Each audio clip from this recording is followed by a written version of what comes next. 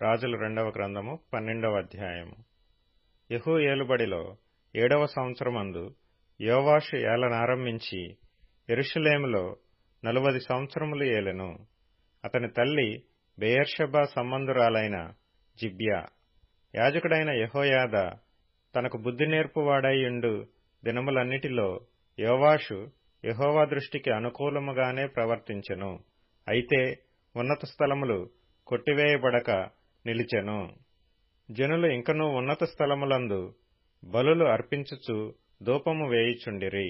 యోవాషు యాజకులను పిలిపించి యెహోవా మందిరములోనికి తేబడు ప్రతిష్ఠిత వస్తువుల విలువను, అనగా జనసంఖ్య దాఖలా చేయబడిన జనులు తెచ్చిన ద్రవ్యమును, వంతు చొప్పున ప్రతి మనిషికి నిర్ణయమైన ద్రవ్యమును, స్వేచ్ఛచేతనెవరైనను యెహోవా మందిరములోనికి తెచ్చిన ద్రవ్యమును యాజకులలో ఒక్కొక్కడు తనకు సెలవైన వారి యొద్ద తీసుకొని, మందిరము ఎచ్చటెచ్చట శిథిలమై ఉన్నదో అచ్చటనెల్ల దానిని బాగుచేయింపవలెనని ఆజ్ఞ ఇచ్చెను. అయితే యోవాషు ఏలుబడిలో 23వ సంవత్సరము వరకును యాజకులు మందిరము యొక్క శిథిలమైన స్థలములను బాగుచేయకయేయుండిరి. గనుక యోవాషు యాజకుడైన యెహోయాదాను మిగిలిన యాజకులను పిలిపించి, మందిరములో శిథిలమైన స్థలములను మీరెందుకు బాగుచేయకపోతిరి? ఇకను మీ సెలవైన వారి యొద్ద ద్రవ్యము తీసుకొనక మందిరములో శిథిలమైన స్థలములను బాగుచేయుటకై మీరు అంతకు ముందు తీసుకొనిన దానినప్పగించుడని ఆజ్ఞ ఇచ్చియుండెను. కాబట్టి యాజకులు, మందిరములో శిథిలమైన స్థలములను బాగుచేయుట మా వశము లేదు గనుక జనుల యొద్ద ద్రవ్యము ఇక తీసుకొనమని చెప్పిరి.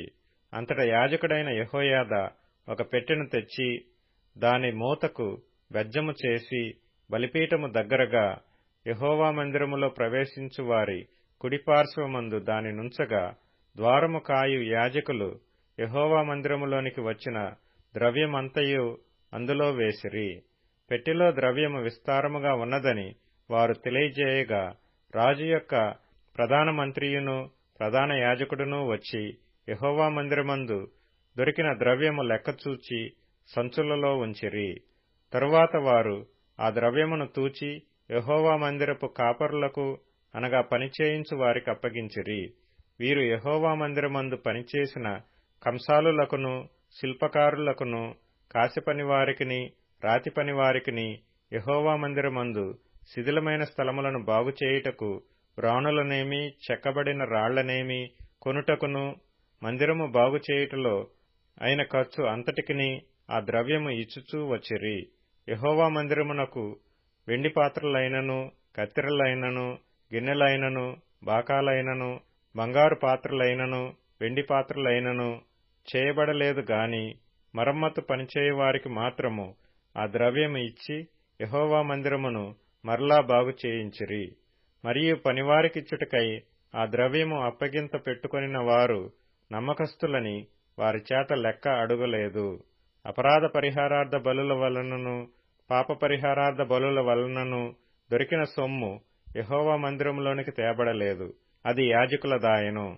అంతటా సిరియా రాజైన హజాయేలు గాతు పట్టణము మీదికి పోయి యుద్ధము చేసి దాని పట్టుకొనిన తరువాత అతడు యెరూషలేము మీదికి రాదలచియుండగా, యూదారాజైన యోవాషు తన పితరులైన యెహోషాపాతు, యెహోరాము, అహజ్యా అను యూదారాజులు ప్రతిష్ఠించిన వస్తువులన్నిటినీ, తాను ప్రతిష్ఠించిన వస్తువులను, యెహోవా మందిరములోను రాజనగరులోనున్న పదార్థములలోను కనబడిన బంగారమంతయు తీసుకుని సిరియా రాజైన హజాయేలునకు పంపగా, అతడు యెరూషలేమునొద్ద నుండి తిరిగిపోయెను.